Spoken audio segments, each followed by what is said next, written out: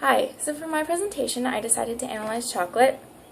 As most people know, chocolate comes from the cocoa bean, which is originally grown in South America, and so the first people to use it and discover it were the Mayans. They'd actually make a bitter paste and a drink out of it.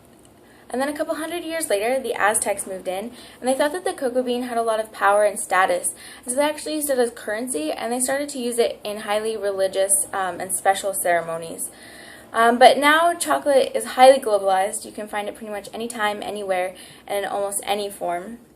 But for my presentation, I decided to focus on the chocolate show, which happens in New York, and more specifically the fashion show, which happens.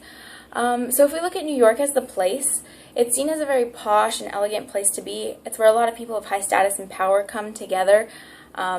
And if we look at the people that are at the fashion show, mainly designers and models, we can also connect their qualities to chocolate.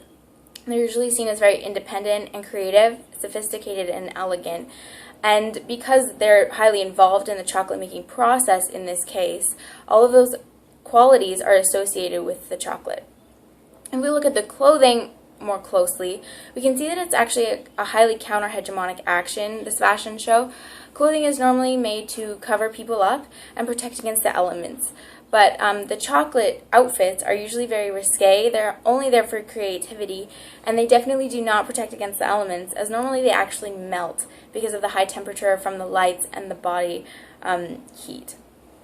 But if we look at the body types of the models, it can be farther analyzed. Models are normally very skinny, they're beautiful and tall, and these are all qualities that as a society we really focus on and place a lot of status on. And so the status is also reflected onto the chocolate. If we also look at other types of bodies, chocolate is a very feminine food. It's very gendered because chocolate can actually raise serotonin levels in the body and also raise levels of trace elements such as magnesium. And serotonin and these trace elements, the levels may be low during certain times of the menstruation cycle for women. And so women tend to crave chocolate, and so as a society we see it as a very feminine food. And this happens throughout the world. Chocolate is a very globalized food.